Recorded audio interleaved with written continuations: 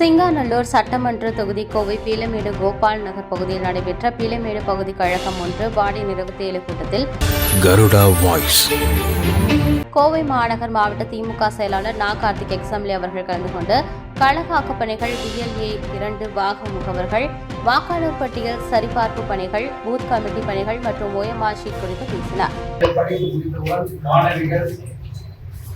அரசு கல்லூரிகளில் சேர்க்கின்ற போது அந்த கல்லூரிகளில் படிக்கக்கூடிய மாணவர்களுக்கு ரூபாய் 1000 வழங்கக்கூடிய புதுமை பெற்றிருக்கிற ஒரு அற்புதமான திட்டம். நாடே மகளிர்களுக்கு, குடும்ப தலைவர்களுக்கு.